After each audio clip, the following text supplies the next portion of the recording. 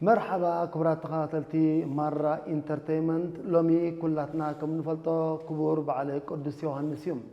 مجمريا انقوا كاب زمن يوحنس ناب زمن ماتيوس ونجلاوي كاب عمته مهرات كلتشان 16 دما ناب عمته كلتشان 17 عمته جز ابصحنا ابصحكم نبل انقوا عمغوسنا انقوا ناب زبصحنا بمسرته اذا بعل زي انتي مالت مخانو نفلطو عودا وارح كميلي متي كاب فلمو ولدنا عزيم بلحتي عزيم كيلاتات منبارم كله أبيات كريستيانات تعاقبوا أدبارات تعاقبوا زلوا براناتات مس زغنصل أزيو تأمرات أو زخون النجارات سلزركبو زي نجزي زوهاب بزحو نسرح زلوا ندات فتشة بس هجين تكمل دلنا قانقاتاتهم بزح نزرقاح يسرح سلزلوا شعو أزينا خن مرة بريلنا بحفشو كن ولدنا عزيم بلحتي قدم السب زغرحو قدم السب زلبوم يم نيرم نزي كم مغلطي كنوس زون حرتا دلينا مجمريا رؤسو زخاله ناي فيدلات توهبو يم غديفوم لنا خيرم احزات ويزم قطرتات نبلمن بمولو بناتنا اصحافنا اقواطرنا لنا عوده وارح از حجي عمته مهرت جئز نبل زلنا وي 2017 عمته مهرت بصح زلون ازي ولدنا غديفوم لنا زحلفو كابتي عبيستي سرتاتنايم سرعته ሃይማኖትን ስርዓተ አምልኾን ወለድና ከም ዘለዎ ብስርዓት ገሪፎም ብልና ዝኾድዮም ናይ ዝኾነ ይኹን አካል ዝተለቀሕናዮ ወይ ናይ ዝኾነ አካል ዝተመርኮስናዮ ነገር ዘይኮነ ናትና ናይ ባዕልና እንብሎ ነገር ገሪፎም ናዮም ሓሊፎም ባዕቢ ድማ ሕግን ድግን ብፍላይ ኣብዚ ሕጊ ፍላይ ሕግን ዳባ ንብሎ ሕግ ናይ ሰብ ጥራይ ይኮነ ሕግ ናይ እንስሳታት ሕግ ናይ ምንባር ሕግ ናይ አካባቢ ሕግ ናይ መሬት ከተረፈ بمولو بمزغوب غريفو منا زخديم زحجي حق دابا دابلنا مكحلو منستر فتحون من ترسو كم بغسز وزللو كاو اندارقه كاو انداسرح زخدو زلون اذا حدا خبت مرأي سلازي ولدنا زيم بلحتي ازيم رققتي منبارمينا بዛ አጋጣሚ እዚ ክንገልጽ እንፈቶ ዝኻ ታሪክ ተራይዘ ኮነ بمولو تدبتيرون تصحفون دلي دلهم بار بمخنيات زي بعلى قدس يوحنس كنتكرلو دلينا زلنا اب قطرتات دما اب عود عوارح جئز كميلي متيو ابا غسو انتايو اتي كاب عمته كنني وي كاب عمته فدا ناب عمته مهرت تساغيرنا مالت انتاي مالتيو عالم كاب تفطر كلي يخون وانا غير زلا مجمره عالم تفطر كلا فتارنا عالم فتره هلو بب درجو كاب سنبتات اسكا سنبت سوني سولس ربع حمص عربي نارتي تقدام تبالكات عملت عرفتي كميلا متيا بخمي من قديا تفطير زبل ازي عمق زبل علالاتنا نكبر زياده خا لما علتو ناتو مجمريا وينتا عودا وارحنا عمت 2017 مجمريا كم خنا متن حدكم ان تظاهركم ان تخصصكم اذ لهم نبعلو زلنا انتي مالت مخنو نوعلو ان تماهرنا انتن كيدينا نزي مرب زي سرعنا زلنا نزح حبريتا زخبلنا ابزي اب ستوديونا عديمنا يازلنا دما مريغتا استيفانوس غبرابيو مريغتا استيفانوس غبراب ابز عودزي نوحد ولا تمكرو زلوم بزح تمكرو زلوم ازيم زصنعو كاب قداموت ابوتا زورسو نسمون ناملون الناصعون اب زريزا زبصحو بحجون ازي ركيق خنه مرمرات بمكيار كاب زركو زلو ابوتات بيتكريستيان اورثودوكساوي تواد بيتكريستيان عاديمو نزح حبريتا خبونا فقادنيا خوينا مابزي اب ستوديونا سلسرخبو بسمنان بسمكمن ازينا نمسكنهم زمر بزي ازيا قداسيو كبرات تعذبتي مره انترتينمنت سبسكرايب لايك كومنت كومون شير نغبركم نزمر بزي كسعبو نزي وصحم دما كتب صحلم بزا قطام زي نعدمكم مرغتا استفانوس قاعد حنصاخو قاعد حنصنا ابعزيو قداس زخونه علتنا نزاربن نعلل زلنا مخا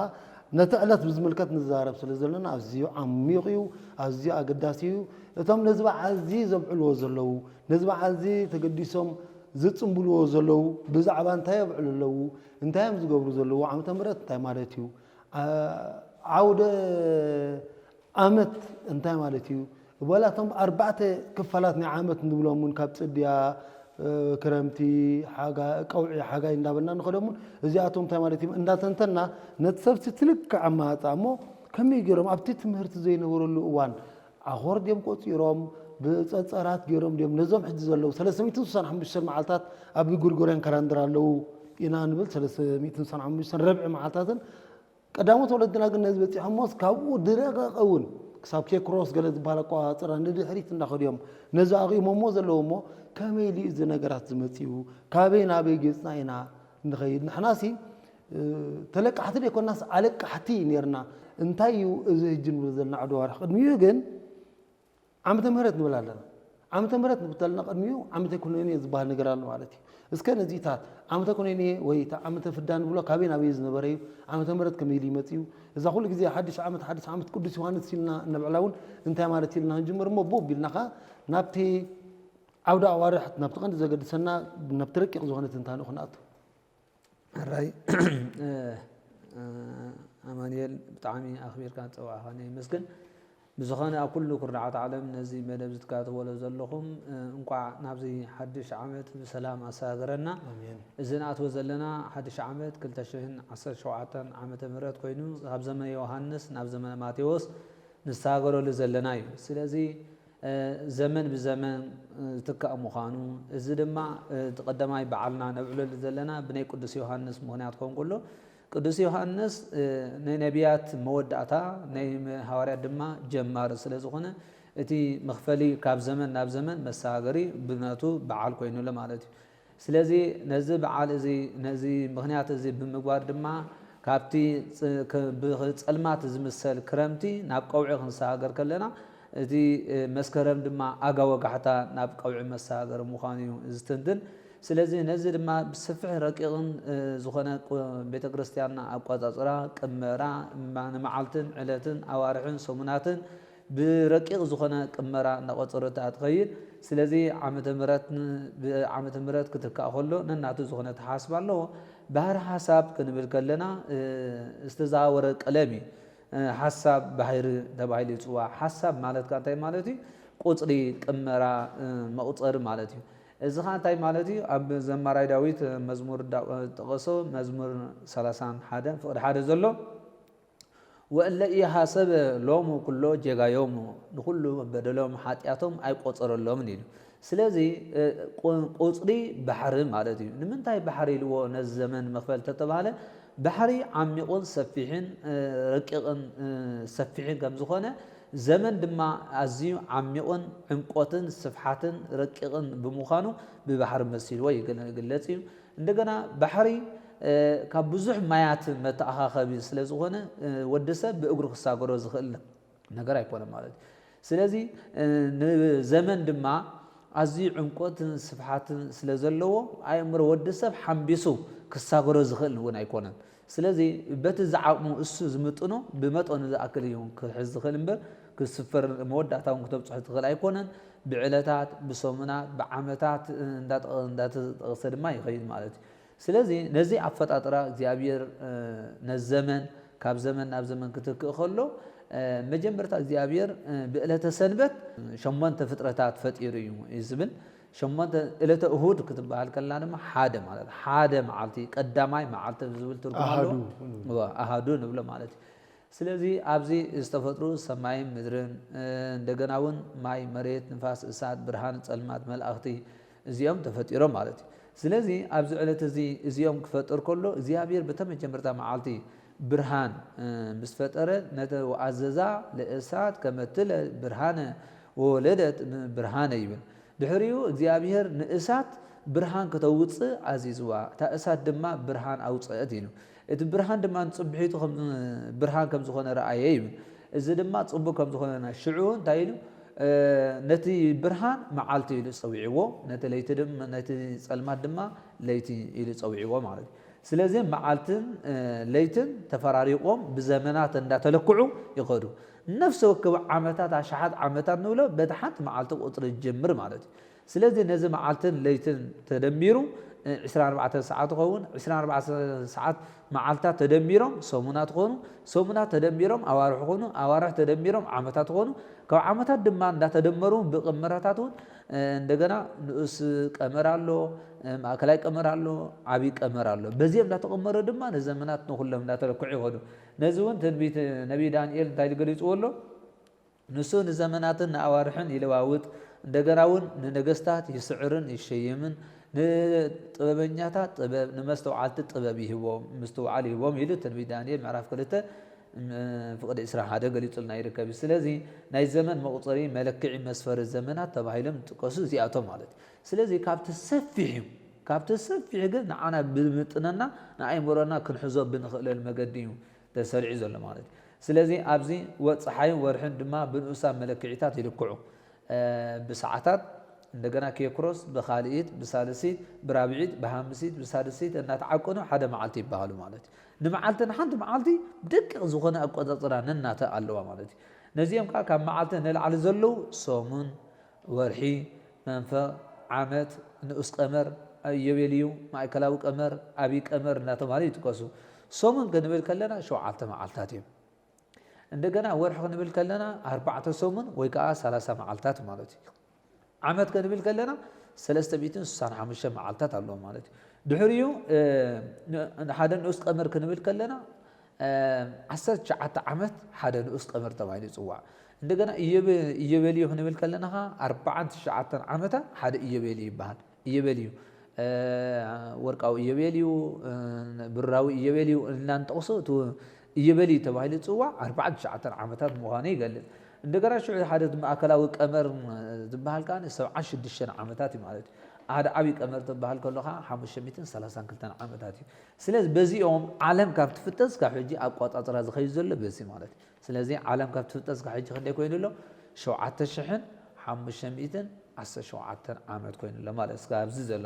ኣቆፃፅራ ዘመን ካብ ቡልየን ካብ ሃዲስን እናቆፀርና እናጠቐስና ክንከይድ ንኽእል ኢና ማለት እዩ ሕጂ ናብቲ ዘበነ ኩነኔ እስከንመለስ ኣብቲ ዘበነ ፍዳ ኣቋፅራ ከመይ ነይሩ ካብታ ተፈጠረላ ሰብ እንዲና ንብል ዘለና ካብ ኣቦና ኣዳምን ኣዴና ሄዋንን ዝተፈጥሩሉ እዋናት ሒዝካ እንድሕር እንዳፈቐድና መፂና እዚ ትብልዎ ፅናሕኩም ግዜ ክነካበሎ ከመይ እናበለ ይመፅ ሕጂ ከምታ ቀዲምና ክንብል ፀናና ብእለተ ሰንበት ዝተፈጥሩ 8 ፍጥረታት ኮይኖም ድሕሪኡ ኣዳም ቅድሚ ምፍጣሩ ማለት ዘሎ ፍጥረታት ክንጠቅስ ስለ ዘለና ተመዓልታት ከነ ናተ ትርጉም ስለ ዘለዎን እታ ሰንበት ዘለና ኣሃዱ ዝበልና ቀዳመይቲ መዓልትን ፍጥረት ተፈጥረላ ዝኾነ እለተ ሰኒ ከኣኒ ምድሪ ማይ መሊኣ ነይራ ማይ ምስ መለአት እግዚኣብሔር እንታይ ኢሉ ለይትጋባእ ማይ ውስተ ምእላድ እዩ ምስ በለ ነቲ ሓደ ዙርያ ኣብ ዝብል ዓለም እዚ ውቅያኖስ ኢሉ ደሪትዎ ማለት እዩ እቲ ሓደ ንሰማይ ኣደይቦ ሃኖስ ኢልዎ እቲ ሓደ ድማ ቀጥ ኣቢል ማህደር ብርሃን ገይሩ ጠፈር ኢሉ ፀውዒዎ ስለዚ ኣብ እለተ ሶኒ ጠፈር ብርሃን ተረኺቡ ማለት ስለዚ ሶኒ ማለት እንታይ ማለት ፅቡቕ ማለት እዩ ሶኒ ማለት ፀበቐ መዓልቲ ማለት ሰናይ ሰናይ ክንብል ከለና ሰናይ ፀቢቑ ማለት እዩ ሕጂ ሶኒ ምክንያቱ እቲ ማይ ምሕደራ ምስተገብረሉ ደረቕ መሬት ተረኺቡ ማያዊ መሬት ድማ ተረኺቡ ስለዚ ምድሪ መልክዕ ሂባ ማለት እዩ ስለዚ ኣብ እለተ ሶሉስ ከዓ እግዚኣብሔር እንታይ ኢሉ ለታብቆል ምድሪ ሃመል ማለት ሳይር ዘይዘራእ በበዘሩ ወበበዘመዱ በባርያሁ ወበበኣምሳሌ ምስ በለ ብኢድ ዝልቆሙ ፍረታት ብመዓፂ ዝዕፀሉ ኣዝርእቲ ብፋሽ ዝቁረፁ ኣግራብ ተፈጢሮም ማለት እዩ ስለዚ ሶሉስ ማለት ከዓ ሳልሳይ መዓልቲ እሁድ ሰንበት ሶኒ ካልኣይ መዓልቲ እንደገና ሶሉስ ሳልሳይ መዓልቲ ማለት እዩ ረቡዕ መዓልቲ ከዓኒ ራብዓይ መዓልቲ ማለት እዩ ረቡዕ ማለት ራብዓይ መዓልቲ ኣብ ረቡዕ ዝተፈጥሮካ ስካብ ሶሉስ ዘላ ሕጂ ምድሪ ፀልማት እያ ዘላ ሽዑ እግዚኣብሔር ንምድሪ እንታይ ኢሉ ለይቁም ብርሃናት በገፀ ሰማይ ምስ በለ ፀሓይ ወርሒ ከዋኽብቲ ተፈጢሮም ሕጂ ንፀሓይ ምልእቲ ገይሩ ምስ ፈጠራ ከምዚ ንሕና ሎሚ ሶላር ኣብ ፀሓይ ኣውዒልና ብርሃን ትወስድ ዘላ እንታይ ገይርዋ ንወርሒ ካብ ፀሓይ ከም ትወስድ ገይርዋ ካብ 7 ሓደ ኢድ ከም ትወስድ እያ ኮይና ዘላ ማለት እዩ ወርሒ ካብ ፀሓይ ትወስድ ሓይሊ ማለት እዩ ካብ ፀሓይ ትወስድ ካብ 7 ሓደ ኢድ ወሲዳ ንከዋኽብቲ ድማ ትዕድል ከዋኽብቲ ድማ ካብ ወርሒ ካብ 7 ሓደ ኢድ ወሲዶም ብርሃናት ትኾኑሎ ማለት እዩ ስለዚ በቲ ምድቃቆም ምፍራዮም ናይ ፀሓይ ወርሒ ከዋኽብቲ ክንሪኦ ከለና ማእኸላዊ ደረጃታት ዘለዎ ፀሓይ ፍርይ ዝበለት እያ ወርሒ ድማ ካብኣ ንእስ ዝበለት እያ ከዋኽብቲ ድማ ካብኣ ዝደቐቑ እዮም ስለዚ ካብ እናተወልዱ ስለ ዝኸዱ ማለት እዩ ሓሙስ ሓሙሻይ መዓልቲ ማለት እዩ ሓሙስ ማለት ኣብ ሓሙስ ድማ እግዚኣብሔር እንታይ ኣዚዙ ኣብ ውሽጢ ባሕሪ ዘለው እንስሳታት ከም ዝፍጠሩ ገይሮም ካብ ዝደቐቑ እስካብ ዝዓበዩ ዘሎ ገሊኦም ብኣፍ ልቦም ዝኸዱ ኣለዉ ከም በዓል ዓሳ ብእግሮም ዝኸዱ ኣለዉ ከም በዓል ሓርገፅ ጎብየ እንደገና ብክንፎም ዝበሩ ከም በዓል ማይ ደርሆ ዘለዉ ሓሙስ መዓልቲ ተፈጢሮም ኣብ ባሕሪ ዘለዉ ዓርቢ መዓልቲ ድማ ኣቦና ኣዳም ተፈጢሩ ፍሉይ ዝኾነ ፍጥረት ተፈጢሩ ምስኡ ዝተፈጥሩ እንስሳታት ግን እንስሳ ዘገዳም እንስሳ ዘቤት ኣለዉ ማለት እዚኣቶም ኣቦና ኣዳም ካብ ኩሉ ፍጥረት ፍልይ ዘበለ ፍጥረት ዝፈጠሮ ከም ምስለይ ከም መልክዕ ሰብ ንፍጠር ብምባል ካብ ማይ መሬት ንፋስ እሳት ኣርባዕተ ባህርያት ገይሩ ሓሙሻይ ባህርያት ነፍሲ ለባዊነት ነባቢነት ህያውነት ሰውዒ ኡፍ ብምባል ብክብሪ ፈጢርዎ እስትንፋሰ ህይወት ኡፍ ኢሉ ማለት እዩ ስለዚ ወዲ ሰብ ዋላ ደኺ መውዒል ረብ ኢሉ ዓራት ደቂሱ ከሎ እታ ትንፋሱ ግን ኣይትዕርፍን እያ ስለምንታይ ደይትዕርፍ ተባሂላ ድቃስ ዘይብልከቶ ፈጣሪ ካብኡ ዝወፀ ስለ ዝኾነት እያ ማለት እዩ በዚ ድማ እግዚኣብሔር ብክብሪ ፈጢርዎ ካብ ኩሉ ዕለታት ሰንበት ትኸብር ካብ ኩሉ ፍጥሪ ድማ ወዲ ሰብ ክኽብር ማለት እዩ بملكع مثل سب مالت ملكع إግዚአብሔር ማለት سب مالت كبر فطرات مالت ስለዚህ كل ولا فطرታት ካልእ ፍጥረታት ንወዲ ሰብ ንኣገልግሎት ኢሎም ዝተፈጥሩ እዮም ምክንያቱ ወዲ ሰብ ብሸት ክድቅስ ከሎ ምድሪ ጸጥ እያ ትብል ኣጋው ጋሕታ ኾን ከሎ ወዲ ሰብ ክትስእ ከሎ ካብ ድቃሱ ኣጋው ጋሕታ ዝኾነሉ ድማ ኣዕዋፍ ጫውጫው ብላ ንምንታይ ተባሂሉ ክቡር ፍጥረት ካብ ድቃሱ ይተስእ ኣሎ እልል ናበልና ንቀበሎ ማለት እዩ ብቋንቋን ንኽብሪ ወዲ ሰብ እየ ዝምራሳ كمبوجسا مالت سلازي عربي استفدر زيو قدام فطره استفدر يلن እግዚአብሔር ፍጥረት ሲእንዲ ድፍጠር ሲእኒ ኮነ ወይ ካ ደኺሙ ይኮነ ተዳ ንኽብር ተዓለቲ ስለዚህ እዚ ኣፈጣጥራ ኣሎ ስለዚህ ኣቦን ኣዳም ምስተፈጥረ ስካብ ዓመተ ኩነኔ ዝበሃል ተቆፀር ደሎ ካብ ኣቦን ኣዳም ክሳብ ልደት ነይኖ ዓበይቲ ኣቦታትና ተቐስና ንኸይድ ማለት ኩሉ ግዜ መጽሓፍ ቅዱስ ሪኦ ከለና ካብ ኣቦን አብርሃም ስካብ ካብ ኣቦን ኣዳም ስካብ ኣቦን ኖህ ደሎ ዓመተ ምህረት 1656 ዓመታት ኸው ማለት ካብ ኣቦና ኖህ ክሳብ ኣቦን አብርሃም ዘሎ ዓመታት ድማ 1672 ዓመታት ኸው ካብ ኣቦን አብርሃም ስካብ ሊቀ ነቢያት ሙሴ ዘሎ ዓመታት ድማ 425 ዓመታት ኸው ካብ ሊቀ ነቢያት ሙሴ ስካብ ንጉስ ዳዊት ዘሎ ድማ 694 ዓመታት ኸው ማለት ካብ ንጉስ ዳዊት ስካብ ንጉስ ናቡከደነፆር ዘሎ ዓመታት ድማ 469 ኸው ካብ ናቡከደነፆር ስካብ ንጉስ እስክንድር 265 ካብ እስክንድር ስካብ ልደት ጎይታ ዘሎ ድማ 319 እዚ ድሕር ደሚርካ ይኹሉ እዚ 5500 ዓመታት ኸው ዓመተ ኩነኔ ዝበሃል እዚ ዘመን እዚ ማለት እዩ ስለዚህ ካብ ኣቦና ኣዳም ክሳብ መወዳእታ ልደት ናይ ጎይታ ዘሎ እዚ ዓመታት ዝተባሃሉ ይቁፅር 5500 ዓመታት እዚ እንዳተ ቤተ ክርስቲያንና ነዚ ዘመን ቆፂራ ድሕሪ ልደተ ክርስቶስ ዘሎ ልደታት ድማ ትቆፅር ያ ማለት እዩ ነዚ ክትቆፅር ከለኻኒ ንኣብነት እንታይ ነጠቅስ ክፍላተ ዘመን ብዓመተ ምህረት ክንሪኦ ከለና ካብ ልደት ጎይታ ኢና ድሕሪ ልደተ ክርስቶስ ካብኡ ክንቆፅር ከለና ካብ ልደተ ክርስቶስ ካብ ንጉስ ዲዮቅልጥያኖስ ዘሎ ዓመተ ምህረት ክንደይ ተባሂሉ 276 ዓመታት ሆናለ ማለት ካብ ዲዮቅልጥያኖስ ካብ ጉባኤ ኒቅያ ዘሎ ዓመት 41 ዓመታት ኸውን ካብ ጉባኤ ኒቅያ ስካብ ጉባኤ ቁስጥንጥንያ ዘሎ ዓመት 56 ኸውን ካብ ጉባኤ ቁስጥንጥንያ ስካብ ጉባኤ ኤፌሶን ዘሎ ዓመት 50 ዓመታት ኸውን ካብ ጉባኤ ኤፌሶን ስካብ ናጽነት ሃገረ ኤርትራ ዘሎ ዓመት 1561 ኸውን ካብ ናጽነት ሃገረ ኤርትራ ስካብ ዘለናይ ዘመን ድማ ክንደይ ጎይ 33 ዓመታት ማለት እዚ ድሕር ደሚርካ ድማ 2017 ዓመት ተደምሮ ማለት 5500 ዓመታት ተደምሮ 2017 ዓመታት ድማ ተደሚሩ 7517 ዓመታት ኸው ማለት ዓለም ክትፍጠር ስለዚህ እዚ ዓይነት እዚ ኣቆጻጽራ ኣሎ ማለት እዩ ከምዚ ክትብለ ፀናሕኻ ቤተ ክርስቲያንና ነዚ ቆጻጽራ እዚ ብደቂቃ ተቆፅሮ ናብነ መስፈርታት ኣለዉ ደቀቕቲ ዝኾኑ መስፈርታት ናይ ዓይነታት ኣለዉ እዚኣቶም ድማ ዓመታት ካብ ኣዋርሕ ይውለዱ ኣዋርሕ ካብ ዕለታት ይውለዱ ዕለታት ድማ ካብ ሰዓታት ይውለዱ ማለት ሕጂ ዓለም ክትበፅሖ ዘይከኣለ ዘላ ቁፅሪ ደቀቕቲ ሰከንድታት ትሕቲ ሰከንድታት ዘሎ ቤተ ክርስቲያን ቀደም ኣትሒዛ ዝበፅሕቶ ዓለም ዘይበፅሕቶ ቁፅሪ ኣሎ ማለት እዩ ነዚ ከዓ ንኣብነት ቤተ ክርስቲያን ዓለም ሰከንድ ማይክሮ ሰከንድ ንኡስ ካልእት እንዳበለት እውን ክትቆፅር ትኽእል እያ ትሕቲ ዘሎ ቤተ ክርስቲያን ግን በፂሓትላ ነዚ ማለት እዩ ንኣብነት ዓለም ኣብዚ ሎሚ ብቴክኖሎጂ ሮኬት ድዩ ሚሳይል ድዩ ካብ ምስማዕ 10 ዕፅፊ ዝቕልጥፍ ሰሪሕና እንዳበለዮም ካብ ድምፅስ ክንዲ ዝድበልፅ ኩሉ ግዜ ዜና መፅእ እዩ ዜና መፅእ ነዚ ግን ቤተ ክርስቲያን ቀደም እያ በፂሓቶ ዘለና ኣብነት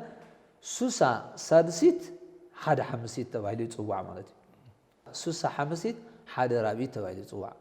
ሱሳ ራብዒት ሓደ ሳልሲት ተባሂሉ ይፅዋዕ ሱሳ ሳልሲት ሓደ ካልኢት ተባሂሉ ይፅዋዕ ሱሳ ካልኢት ድማ ሓደ ኬክሮስ ድማ حاد علة تبعي سوسا كيكروز ما حاد علة تبعي تسوى إذا حجي بيت كريستيان علم كاليت يا بس قطير هذا لا نوس كاليت كات قطط نوس كاليت كاب زنا أتلتيكس نكر دمشكلة قال تحت تريو عزيو بتبي سلز فلالي أبز جزين دا معبل زمتي كينيو كندي كيدلون أي بيت كريستيان كسب سادسيت دبال كسب سادسيت زبتصح زرق زغنا علم تبصح زيك على قطري بيت كريستيان بتصح حتى تصنيح مالد إزغاني فلوس زغنا هي فتاريزي هي فتاره نقول كلنا خاني من يمسيوه كتستمع قردي كال جزيه كويو مالتي كاليت كمان نبعلا زيت حصرنا الله هجي كاليت تلك سالسيت رابعيت خامسيت سادسيت انت عينت جزيه يزو مالتي كمي عينت حنبابه زلو جزوي كتستمع قرو كتريو بمعكن خطعكون اب زبن كمبيوتر كون كعكن دخل ولا يمسلنا اي قال ازي نفتار زكال تراي نعيمر نبيت كريستيان كان فلي زغنا هيابي إذا خاب بخمين مزي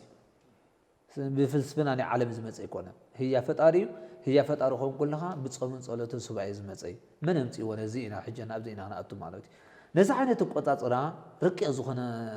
معك أني كالإيتا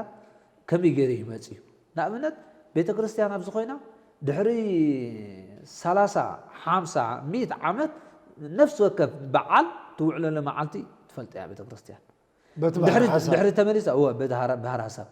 ندحري تمليسا دما قدمي 100 عام زنبره نفس وكب علت كمي لهم دوعل علت كندي كم توعل تفلتا بقطاطر عالم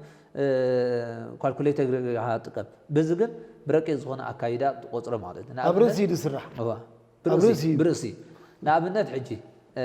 نقرا مقدنا لكل حبرتسبنا كم مهار سلازلو نشوعات تشحن 510 عامتات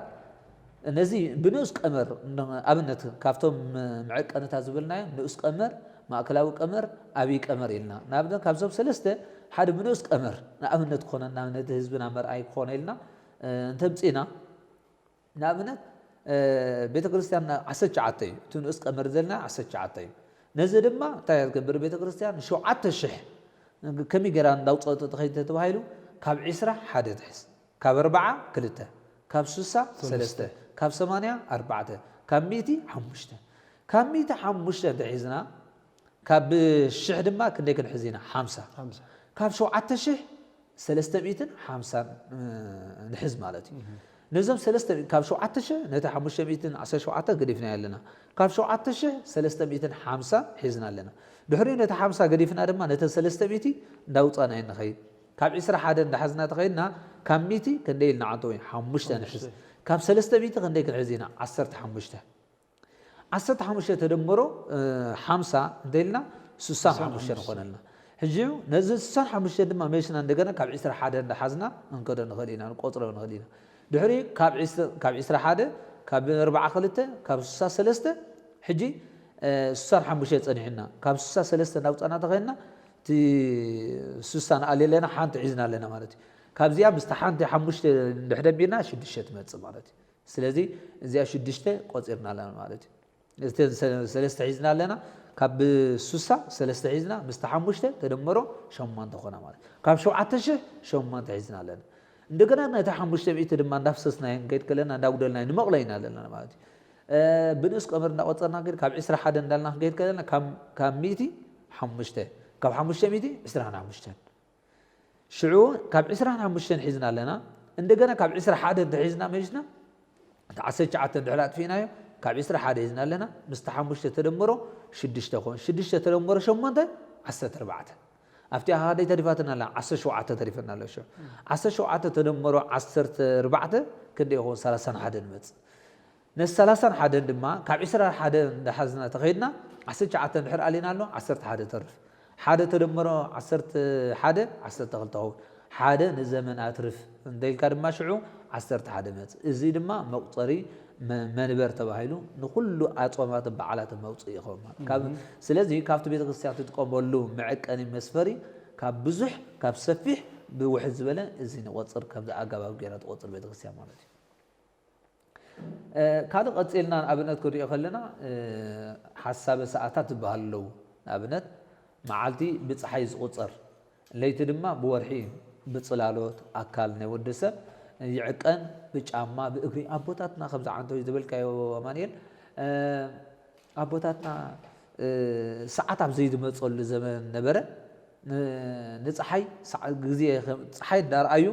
አበይ በፂሓላ እንዳርአዩ ግዜ ይፈልጥዎ ነይሮም ነፍሱ ከብከብ ብዘይ ጌጋ ብልክዕ ፈልጥዎ ነይሮም ብጽላለቶም እንዳርአዩ በጫማ እግሮም እንዳዓቀኑ አቦታትና ኣዝዮም በላሕቲ ነይሮም ኣብቲ ምዕባለ ዘይነበሩሉ ዘመን ኣዝዮም ብብልሕ ከድኹም ዝነበሩ ብለይቲ ኸውን ከሎ ኸኣኒ ወርሒ ኣበይ በፂሓላ ኮኸብ ኣይናይ ኮኸብ ወፂሉ ኣይናይ ኮኸብ ተሪፉሎ እንዳርአዩ ብልክዕ ነሰዓታት ፈልጥዎ ነይሮም ነቲ ባህርስ ብግቡእ ጥቆሙሉ ነይሮም ልክዕ ብትኽክል በቃ ነቲ ፍጥረት እግዚኣብሔር ዝኾነ እግዚኣብሔር ኣእምሮም ብዘብርሃሎም ቴክኖሎጂያዊ ወይ ከዓ ዓለማዊ ትምህርቲ ብዝኾነ ደይኮነስ ብህያብ እግዚኣብሔር ብረቂቕ ዝኾነ ተሓስቦ ይፈልጥዎ ነይሮም ንመዓልታትን ግዜታትን ማለት እዩ ንኣብነት ሕጂ ኣብዚ ክንርኢ ከለና ንኣብነት እዚ ኣቆጣፅራ እዚ ናይ ግሪክን ግብፅን ድማ ነዚ ዓይነት እዚ ኣገባብ ይጥቀሙሉ እዮም ኣገባብ ክትጥቀሙሉ ከለዉ ነዚ ድማ ኣብ ሰሌዳ ብራናታት ገዳማት ኤርትራ ይርከብ እዩ ከምኡ ጥቆሙ ምዃኖም ብቋንቋም እኳ ፍልልይ እንተለዎ ልክዕ ብኣቆጣፅራ ግን ይጥቀሙሉ እዮም ሕጂ ነዚ ንኣብነት መጋቢትን መስከረምን ሰዓታቶም ማዕረ እዩ ሰዓት ናይ ለይትን ሰዓት ናይ መዓልትን ማዕረ ፍርቂ 24 ተደሚሩ 24 ሰዓት ይኸውን ሕጂ ኣብ ጥቅምቲ ግን ኣብ ካልኦት መዓልቲ ኣዋርሕ ዘለዉ ግን እንዳጎደለ እንዳወሰኸ ይኽእል ንኣብነት ሕጂ ንርኢ ከለና መስከረምን መጋቢትን ማዕረ እንተኮይኖም ሽዑ ኣብ ናይ ጥቅምቲ ክኸውን ከሎ ግን ሓደ ሰዓት ይጎድል ማለት እዩ ንኣብነት ጥቅምቲ ናይ መዓልቲ 11 ሰዓት ክኸውን ኣብ ናይ ለይቲ ድማ 13 ክኸውን እዩ ስለዚ ኣብ ሕዳር ሰዓት ናይ ለይቲ 10 እንተኮይኑ ኣብ ናይ ለይቲ ከዓኒ 14 ኣብ ታሕሳስ 9 ሰዓት ናይ መዓልቲ 9 ክኸውን ሰዓት ናይ ለይቲ ከዓኒ 15 ክኸውን ሕጂ ክንፈልጦ ዘለና ሰዓታት ናይ መዓልትን ናይ ኣዋርሕን ናይ ለይትን ናይ መዓልትን ካብ 15 ላዕሊ ይከውኒ ካብ 9 ታሕቲ ይወርድኒ ሕጂ ንኣብነት እንታይ ኢና ንብል ሎማዓት እንተዋን ዓሪቡ እቲ ግዜ እንተዋን እንደይፍለጠካ ንብል ሰዓታት እንዳጎደለ እንዳነከየ ስለ ዝኸይድ እዩ እቲ ኣዋርሕ ድማ እንዳተፈላለየ ዝኸይድ ሽዑ እንደገና ሽዑ ካብ መጋቢት ምስ ኮነ ማዕረ ከምታ ናይ መስከረም 12 ብ12 ይመፅእ ማለት እዩ ድሕሪኡ ኣብ ሚያዝያ ድማ መን ሰዓት ሰዓት መዓልቲ እንዳነውሐ 12 ኸውን ኣብ ናይ ለይቲ ድማ ክንደይ ክኸውን እዩ 11 ክኸውን እዩ ኣብ ግንቦት 13 ክኸውን ከሎ ኣብቲ ድማ 10 ክኸውን እዩ ከምኡ እንዳጎደለ ከይድ እዩ ማለት እስካብ 9 በፅሕ ሕጂ ከምኡ እንዳለይተ ከይድ መስከረምን መጋቢትን ተንኣሰርቲ እየን እቲኣ ትውስኽ እቲኣ ተጉድል ሕጂ በዚኣ እንዳተለክዐ እዩ ዝኸይድ ሕጂ ኣቢልና ነዚ ዓይነት ቅማረ መን ይምፅዎ ናብኡና እቲና ሕጂ እቲ ዋና ነገሩ ብኸመይ ይመፅ መን ኣምፅዎ ኣበየናይ ዘመን እዩ መፅ ቅድሚ ነዘምፅእ ኣቦ ቅዱስ ዲሜጥሮስ ይበሃል ቅድሚኡ ካልእ ዓይነት ኣቆጣፅራ ነይሩ እዩ ጁልያን ካላንደር ወይ ጁልያን ኣቆጣፅራ ነይሩ እንዲ ቅድሚኡ ድሓር ከዓ ግሪጎርያን ዝበሃል ተኪቦ እዚ ዓለም ዳርጋ ሕጂ ትጥቀመሉ ዘላ ዋላ ሃገርና እውን ብኣቆፃፅራ መንግስትስ ብኡ ኣቆፃፅራ ኢና ንኸይድ ዘለና ወይ ኣቆፃፅራ ፈረንጂ ዝበሃል ሃራ ካብቲ ጁልያን እዩ ኩሉ ነገር ዝነቅል ዘሎ ንኺድ ሕጂ ነዚ መስራቲኡ ቤተ ክርስቲያን ትምርሓሉ ዘላ ኣቦ ብቑዕ ኣቦ ኢላ ተኣምነሉ ዘላ ኣቦ ከመይ ዝበለ እዩ ተባሂሉ ድሜጥሮስ ዝበሃል ትርጉም ናይ ድሜጥሮስ ማለት ከዓ ትርጉሙ ከዓ መስትያት ማለት እዩ መስትያት ኣብ መስትያት ክትርኢ ከለኻ ኣብ ስንኻ ዘሎ ርስሓት ድዩ ኣብ ገፅካ ኣብ ዓይንኻ ዘሎ ገፈል ድዩ ኣብርሂዩ የርእየካ እሞ ነቲ ገፈልካ ከምተኣልዮ ቅዱስ ጴጥሮስ ድማ ነቶም ተዘናቢሎም ዝነበሩ ኣፅዋማትን በዓላትን ኣተኻኺሉ ነቲ ዘናብል ነበረ ንዑ ኣልዩ ኣተኻኺሉ ስለ ዘምፅኦ እንደገና ድሜጥሮስ ማለት መነፅር ዳቢስታ ይበሃል ማለት እዩ መነፅር መንፀር ማለት እዚ ከዓ መነፅር ንዝደቐቐ ኣፍርዩ ንዝረሓቐ ኣቕሪቡ ንዘይ ዝሃሰሰ ኣድሚቑ ኣብሪሁ ከም ዘርእየካ ቅዱስ ጴጥሮስ ድማ ነዚ ዘመናት ኣፅዋማትን በዓላትን ዝረሓቑ ዘመናት ኣቕሪቡ ዝጠፍኡ ዘመናት ኣቀራሪቡ ነዚ ኣጉልሒዩ ስለ ዘምፅእ ማለት እዩ ከመይ ኢሉ መጣጡ ከመይ ዝበለ ሰብ ነይሩ ተባሂሉ ታራ ሰብ እዩ ነይሩ ኣቦኡ ኣርማስቆስን ደማስቆስን ዝበሃሉ ክልተ ኣሕዋት ኣብ ግብፂ ነይሮም ደማስቆስ ንጴጥሮስ ወሊዱ ኣርማስቆስ ድማ ልዕልተ ወይኒ ወሊዱ ሕጂ እዚኦም ክልተ ኣሕዋት እዮም ኣብቲ እዋነቲ ክልቲኦም ዓብዮም ምስ ዓበዩ ኣርማስቆስ ሞት ይመውት ቅድሚ ሞቱ እንታይ ይብሎም ኣነ መውት ኣለኹም ንጓለይ ናብ ዘይኣመንቲ ከይተመርዕዋ ኢሉ ሓደራ የላቦም መይቱ ካእሱ ምስ ሞተ ድሕሪኡ ክርስትና ተቀበሉ እዮም ነይሮም ክርስትና ተቀበሉ እዮም ክርስቲያን እዮም ነይሮም ምስ ካልእ ኣረማውያን ከዓ ክምርዕዎም ኣይደልዩ ድሕሪኡ ውዕል ሓደራ ተላቢናዮ ኣቦ ኣይሎም ካብ ምስ ካልእ ነመርዕዎ ደቂ ሓወቦታት ይመርዓው ካብ ህንፃ ናይ ሃይማኖት ዝፈርስ ህንፃ ስጋ ይፍረስ ህንፃ ስጋ ማለት እንታይ ማለት እዩ ዘመድን ዘመድ ኣይመርዖ ማለት እዩ ክምርዑ ይግባእኒ ግን ካብ ሃይማኖት ክልተ ሃይማኖት በበይኖም ዝኾኑ ዝምርዓው ኣዝማድ ይመርዓው ኢሎም ኣመሪዖም ምስ መርዓዎ መርዓው መርዓትን ዝፍፅሙ ኣገባብ ይፈፅሙ ኢሉ ኣብ ቤት ሕፅነት ምስ እተውዎ ድሜጥሮስ እንታይ ይብላ ንበዓልቲ ቤቱ እስኽስ ተቐቢል ከይዲ ክልቴና ደቂ ሓወቦታት ደቂ ኣሕዋት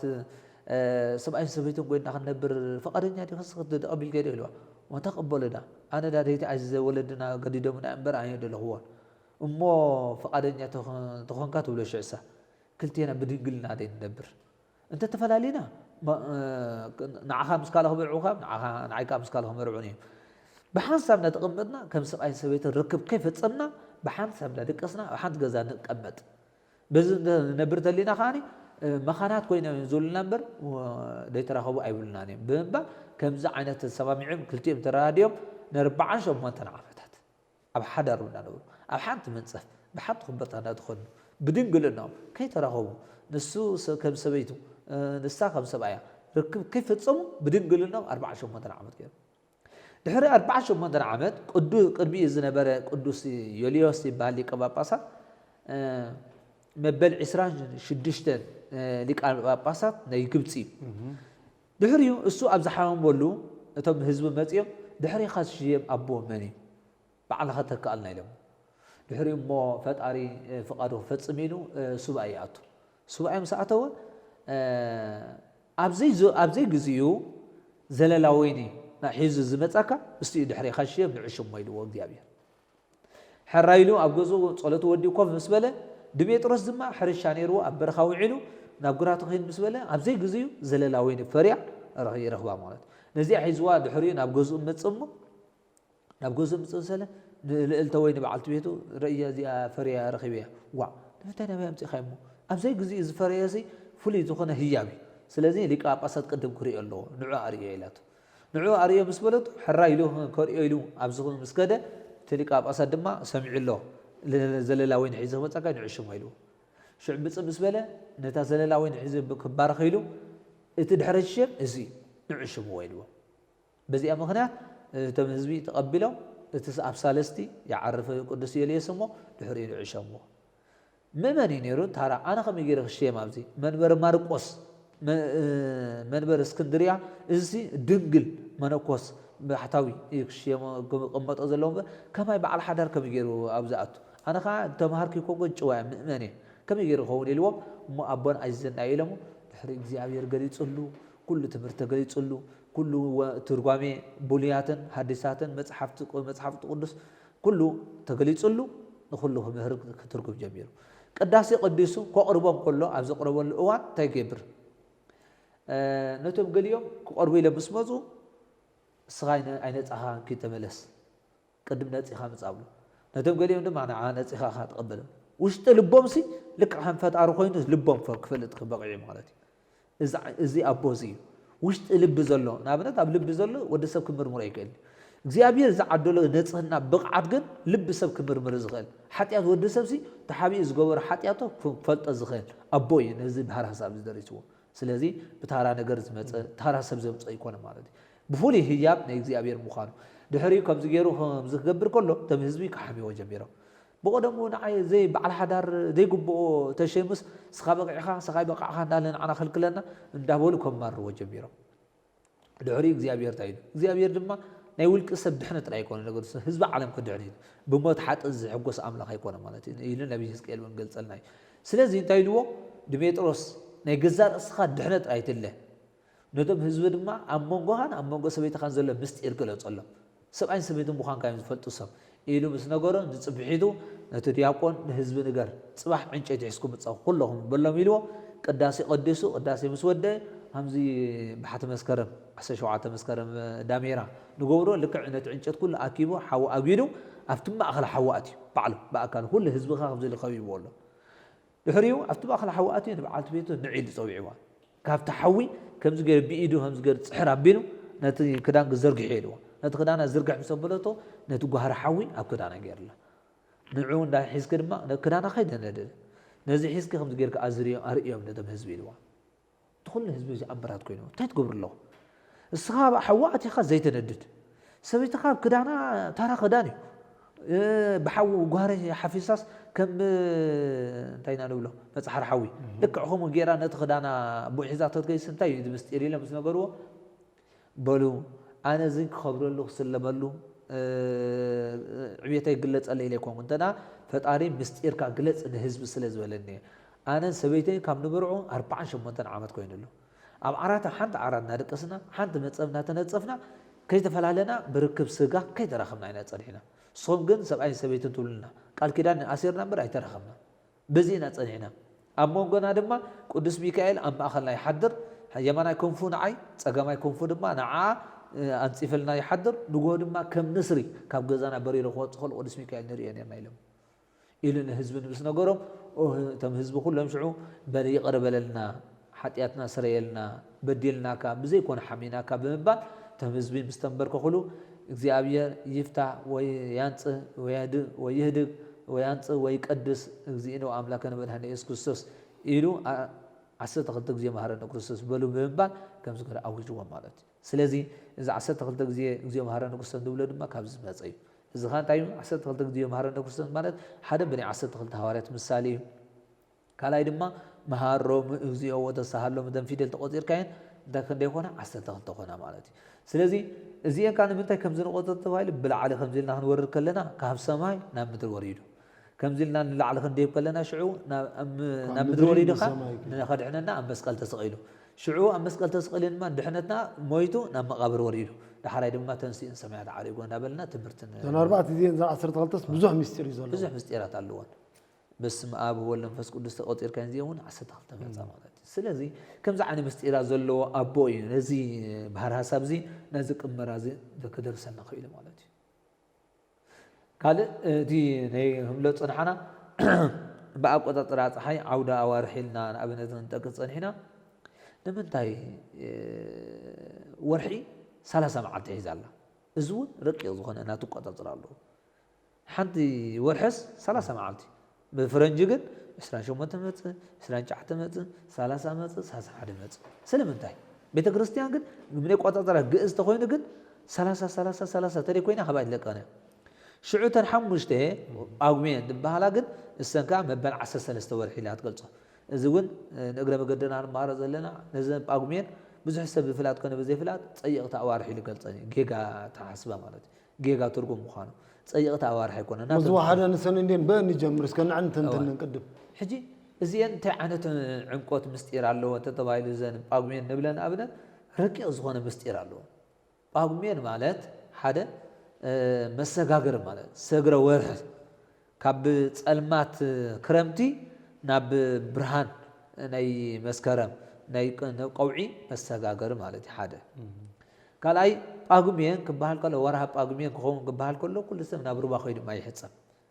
لمن تاي تتبايلو ابز سومن زي زين باغمين كبال كلنا اب 3 عامات اب 3 عامات زمن ماتيوس زمن ماركوس زمن لوقاس حبش تخونا بالضبط ناب زمن يوحنس كسغرا خلوا شدش تخونا مالتي سلازي اذا معالتات زين كمي امبصاصن ناتن زخونه قصر لوان كنغرنينا اجن انتي ترجمه تتبايل خاني ابز معالتات زين مسغاغري ناي حب صلمات نا برهان مسغاغري كلايكا أقومي قبل كله سب ما يتصلت ربع وريد حصبلي أبزوانا زي مايات كل مايات يقدسي كل سبنا ربع خير حصب كل خانة أبونا أيوب كل أقراته أصل وأصيل نير أبروانا خير رانس كيدو مستحات وبزوانا زي كاب حمام حوي سلز سبد ما كاوشت أو حمامن نفساون زلو حمام كحوي نبروا خيدو نفتز تقدس ما كيدو حصب مالك ثالثاي زين حمش معلت زي نيبصات ملك زنقرلني نيبصات ملكت كبال كل خاني بزم معلتات زين እግዚአብሔር ናብስ ንዓለም ክሕልፋ ክመጽእ ከሎ ብግርማ መንግስቱ ክመጽእ መልአክ ብዙሓት መልአክ ተኣኸቲሉ ክመጽእ እንደገና ኣብቲ ወንጌል ማቴዎስ ምዕራፍ 24 ዘሎ ንዑ ዝጠቅስ ኣለዎ ማለት እዩ ብሰፊሕ ኣብቲ ዘመነቲ ናይ ምጽኣት ምልክት ክነግር ከሎ ብዙሓት ሓሰውቲ ነቢያት ክመጽኦም ብዙሓት ሰባት ገጋጊዎም ፍቕሪ ካብ ብዙሓት ሰባት ክትጠፍያ ነገስታት ኣብ ልዕሊ ነገስታት ህዝቢ ኣብ ልዕሊ ህዝቢ ክለዓል እዩ እንዳተባሃለ እቲ ወንጌል ተጠቂሱ ዘሎ ጎይታ ኢየሱስ ክርስቶስ ንሐዋርያት ዝነገሮም ምልክት መወዳእታ ዓለም ይነገር ማለት እዩ ምልክት መወዳእታ ዓለም ክበሃል ከሎ ንምንታይ እታ ምልክት ተምፃ ምልክቱ እንታይ ምስ በልዎ በለስ ድሕር ዓንቢቡ ሪኢኹሞ ለምሊሙ ተሪኢኹሞ ምልክት መወዳእታ ዓለም ከም ዝመፀ ፍለጡ ኣብዚ ኩሉ ምድሪ ለምሊሙ ኢና ንሪኦ ስለዚ ኣብዚ ወቅቲ እዚ ምልምላም ክትርኢ ከለኻ እንታይ ማለት እዩ ልምላሜ ማለት እንታይ ማለት እዩ ምልምላም ጥራይ ኮንካ ትርኢ ድሕሪ ምልምላም ዘሎ ማለት እንታይ ማለት እዩ ምልምላም ማለት እንታይ ደጋዊ ትርኢት ዘለዎ ጥራይ ፍረ ግን የብሉ ፍረ የብሉ ማለት እዩ ኣብዚ ኩሉ ምድሪ ንሪኦ ኣለና ሕጂ ልምሉም ቆፅሊ ንርኢ ኣለና ፍረ ግን ኣይሓዘ ፍረ ካብ ምንታይ ድሕሪ መስከረም ዘሎ እዩ ፍረ ክፈሪ ማለት እዩ ስለዚ ልምላሜ እንታይ ማለት እዩ ኣብ ለምሊሙ ጥራይ ምስ ረኣኹሞ ፍረ ዘይብሉ እምነት ጥራይ ሒዙ ዝፀንሕ ሰብ ከይህሉ ንዝብል ትርጉም ረቂቕ ዝኾነ ትርጉም ኣለዎ ማለት ስለዚ በዚ ምክንያት እዚ ናይ ምጽኣት ምልክት እውን ይገረለን ራብዓይ ኣብዚ እዋን እዚ መግለፂ ዝኸውን ኣብ ዓመት 365 መዓልታት ኣለዋ ብናይ ወርሒ ቆፅራ ብናይ ፀሓይ ማለት እዩ ብናይ ወርሒ ቆፅራ 354 መዓልታት ኣለዋ ሕጂ ኣብ መንጎን ክንደይ ኣለዋ 11 ወርሒ ካብ ፀሓይ ክንደያ ትጎድል 11 መዓልታት 360 معلتات كتقعد تصنعها قعزة بتصدق دي بحاتيات دي باستفلالي ولف دي حاتيات دي رخص دي بعص دي تصل دي قيمتا دي كل ذا بركة كفؤ بهريات أبزن حبوش معلتي لفاجت قبر لأن نفسها تحسبها مالتي نصح تنصح هلا أولي نحن حدش عمدن أبنا تحدش كده تقدر لها نفسها هي تحسبك هي تخدرني لها نحدش عمد تعطوا خلها هاني مستخدم تصنعها كولفي مستخدم عايز كذا نبركة كم حس كذا زلها بأسي تميل كان حدش عمد هنا يبتلي من هي سبنتنا مدلدلي مدالوي نب حدش عمد ينزل مع التزيين كان سلزي سب أبقوم نجار كوعلن زجباء مع التز مخانا ينجر مالد زين كم إلينا زمت أخذ دامنت كنا خلينا بقطع طلعت حي ثلاثة مع التلويلنا بني ورحقاني استران شعتنا مت ثلاثة خو بعمد كرئي خلنا 300 سنة 4 سنة 5 معلتات بني صحي بني ورحقا 354 معلت ازين كم يمصات تبايل ني صحي ورحي 3 معلت زخون المخنيات تايت تبايل ني صحي اوتار 9,900 اللو مالتي ني صحي 9,900 اوتار مالت كانتاي مالتي مديايو مساغر مالتي نتا صحي تغعزل لابنت اير بسماك تبرر كلاسي مقدلوا لك عمت مقدها حفت مقداوني توصني صحي ون مقدلوا غعزلوا تغعزلوا مالتي سلازي 9,900 اوتار اللوا ازي كان مبرا اسكا معراب زلو 6,600 اوتار اللو كاب سمين ناب دوب زلوها 3,300 اوتار اللو تدميرو 9,900 اوتار يمصو مالتي ازيو وي بشوعته نابنت ورحي خدي معلتات اللوا نابنت سومن شوعته معلتات اللوا بسبعه ندا مقلكايت كيد كلها خدي مص من 140 حادن معلتات 3 ترف مصاك مالتي سلازتن 3 ترف ازي انتي نفس وك ورحي كاب 3 زيت لقى ايتغدل ايتوسس زخنت بزي مخداده مالتي سلازي ورحي نحن غنبلك 3 معلتات زي لقى فرنجي ناتو قطزرا كله غريغوريان بيت كريستيان ግን ነዚ ቅመራ ዝግእዛው ቆጥቆጥር ከላ አይጎድል አይወስኽ ብልክዕ ሱፍር ዝኾነ ማለት እዩ ስለዚ በዚ ምክንያት ስለ ዘለዎ እዩ እቲ ቆጣጥራ ናይ ወርሒ ዝቆፅር ኣብዚ ስያመ ኣዋርሕ ወርሒ ንብልና እንጠቅስ ከለና ንኣብነት ካብ 12 ኣዋርሕ ዘለዋ ትርጉም ናተን ኣለዎ ሕጂ መስከረም ኣለና እስከ መስከረም ጀምሮ መንት በዝግእዛው ቆፅራ ንዛረብ ስለ ዘለና እዋ ሕጂ እዚ ኣዋርሕ እዚ ኣቦታት ስያመ ክብዎ ኣሎ ኣስማት ክብዎ ከለዉ ምስ ናይ ሓረስታይ ምትሓሓዝ ዘለዎ እዩ ናብራ ናይ ሓረስታይ ብናይ ሓረስቶት መልክዕ ትርጉም ዝወፀ እዩ መስከረም ማለት እንታይ ማለት እዩ መስየ ከርም ክረምቲስ ኣብቂዑ መስየ ማለት መስዩ ማለት እዩ ክረምቲ መስዩ ኣብቂዑ መስዩ ምሸት ኮይኑ ከ ድልካ كرمت مسي أبكي إلا مالتي إذا كان تاي مسس كرمتي كرمتس مسس إلى وزع نبي كيدا نب قوع سجيرة مالتي سلسلة تامس كرم حد شعمت كبهار كله نبند مني ولا مني فرنجر يخلنا جانوار تقرينا أنا من حد شعمت بيت كريستيان جن حد شعمت بس كرمت بن تاي مخنا تعلو تتوهيلو نابنا تقري تاي متحازل له حد شعمت كده نابنا جز جن كنبيل كلنا ناتم فرنجي برد زريلو قال وقالهم سلازو خني حد شعمتهم خون خيلي أبزون قال مسكال نريلو قال حدش أغلي حدش عمد بالقلع حدش أغلي فرا شويت تبر علو إيو ولا نابنا كله قدرة ولا تمرت جمر كله سي حدش عمد مسكال رمبر بتقري جمر ولا تمرت كله سرع مالتي سلازي كلهم لكعتي نيج زاوي قطاطرا بس بايتا أبايتا زلوا ملكتات متأثر له مالت سلازي ناي مسكرم مسس كرمتي عالم لغوي أقواطرة من الوقت غرغوري وانا أقواطرة عالم لغوي أقواطرة له إنجليزية هون كم عالم لغوي قام كامبر في دلات لاتين كتريم كلها نفسهم كيلهم دودو بليكون هيكون بقطع بتهون كاس بي إي خلاص والله بتهون باب جز جن ب هجيكم أقواطرة زي ناي جزاوي في دلات عزيز معبول ولا تقعدنا نفسه زخاله نخلهم كاب تنحق دوتو كاب ملحز دوتو بفنجا دوتو ناي سورنو بالو قالت بمولو مغلص له ابتم ناي لاتيناويان ولام وي زمنا انجليزيا نتقولهم كن زي اي ترخمون كن ملالبات مستعلمو غزاتو نس انجليز نمول عالم تقاصيرو وي كم عباي بريطانيا جريت بريتين بلو مسكم تاثير ولا تقاصراو مسكم متيخون خيلني غنا بتا غزنا ندا تكورنا نكيد نحنا تقمتي حجه نبل كلنا خاني تقمتي تقاميت زبل اب قطوباو ነገር ጥቅም ለዋ ማለት እንታይ تطقم خاني ربح رخيب قال اب كرمت شوته اخلي نفس وكف سبسي شويت كيبيع حدرني اب تقمتي حتر ديو عفون ديو زخونه ነገር شمتيت كابل عخاص نكله تطقم قال تحدري قال اب قال وقت كن الحمد لله كاش شمتنا اب حدار تمصيها ينقصي اب مسكرم يشوتي تفرد وانا حزني اب تقمت شويت له دخنا ነገር شمتيت ون زبل علم مالتي ስለዚህ تقمت زبل تقم زلوي حدار كنبل كلنا خا حدرو مالتي اب عص ديو እንደገና اب قوعي اب عود ديو اب استفلالي حرستاي اب زحدرلو اب برخه زحدرلو ማለት ካብ ጎዘ زحدرلو برخه زحدرلو بزح تحساس متحساس ناي قوعي نزازم كتخدل مالتي እንደገና ጥሪ ምንጣር ካብ قوعي ናብ ሓጋይ اب ጥርስ መስተጋገር ትኾናለ ማለት ጥራ ሚልካ ካብ قوعي ሓደ ክብላት وقت صنح ناي قوعي او ساغركا ናብ ሓጋይ ሰግረላ ማለት እዩ ሓጋይ ጥሪ بخمو هايم قدامت ولدنا ጥሪ ናይ መርዓ ናይ ደስ ናይ ኩሉ ነገር ዝገብሩላስ ኦታት አትይሎ ሓረሳይ ካብ ኩሉ سرحاتو عرفوا له سلازي بزغن زارب نخير يكاتيت مختات تخاتيتو تطرنيفو دحرواي زرعاتو كله تاخيلو تطرنيفو له يبحال امغابي دما مغبنا بمعرم مغاب مالتي يبقرحه زلو وقت غزي مخانو ميازيا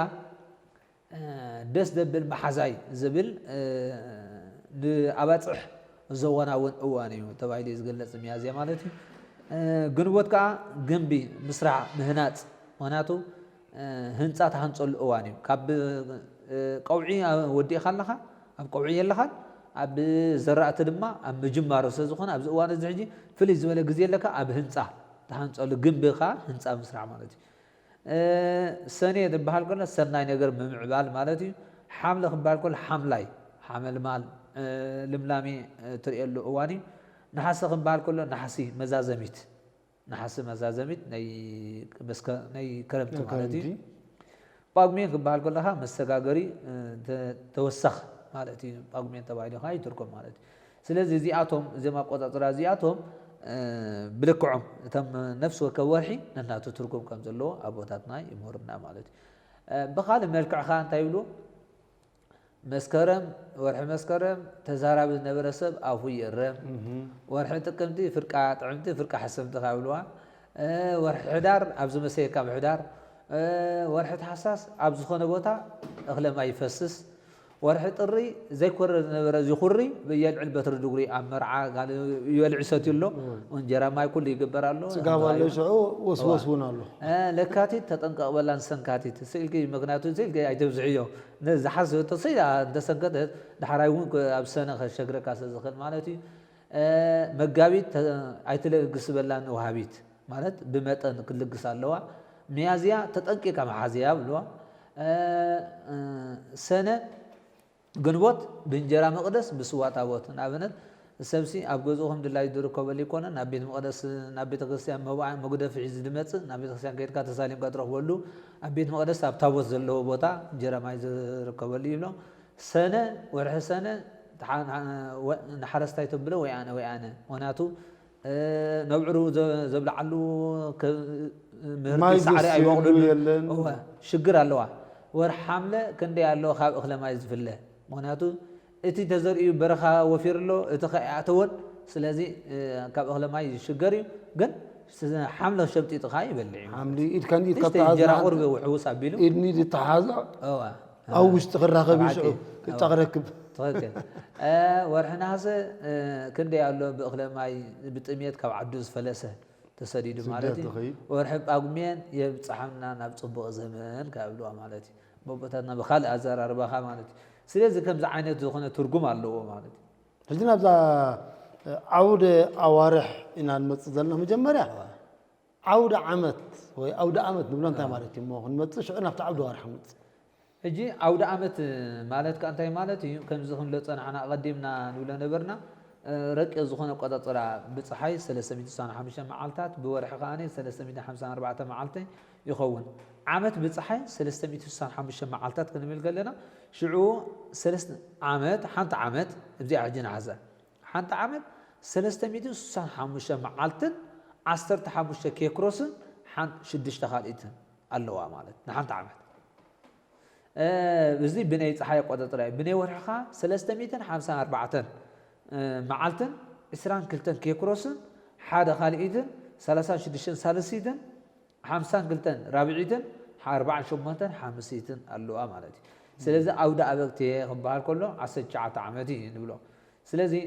عوده عمت تبالنا زيا عوده زبلا خانه تاي مسفر مقصري كلها تطرنفلنا مالتي موداتا عمت تجميرا تودالا مسكرم علت حدا جميرا موداتا هاني حمشت بأقميقا تود سلازي مزازميت مجمرت مودعتا أبزا مسكرم تبعيلات قلت مالتي أنت عمد مسفرية زيادة عودة عمد تبعيلات سوع كاله عودة أبقتي تبعيلو مخاون دقلت على مالتي عودة أبقتي تبعيلو أسج عت عمدي أبقتي مالت ترفع عمد مالتي أبنت انتهي لنا نيرنا عطوي سنستبيد الصالح حمشتن حنتما عمت بتصحي 365 معلتات لنا بورح دما 354 لنا امونغ بورح حج كاب صحي كن يقول لنا 10 حدا ابقتي تبعي يصوا ذا ابقتي زدما انتي نفس وقت ترف مالتي ابقتي مالت ترف مالتي كاب صحي ورحس كاب صحي تريفات زلا معلتات 10 حدا ابقتي تبعي يصوا حجزي بدك خاري عسجعت حجزي عسجعت نبلو خلينا زخا كمي تتباهيلو ورح مدقن ابقتين تدميرو 30 زخل كاب 30 يوحدو كاب 30 يبزح 10 حدا تدميرو عسجعت 30 يخون سلازي ابقتي 10 حدا ديلنا مدقن دما عسجعت يخون مالتي سلازي بزي مسفري مسفر مالتي قال عمت نبل كلنا همزة ولا عود عمت نبل كلنا حتى عمت 4 كفلات جزية اللوا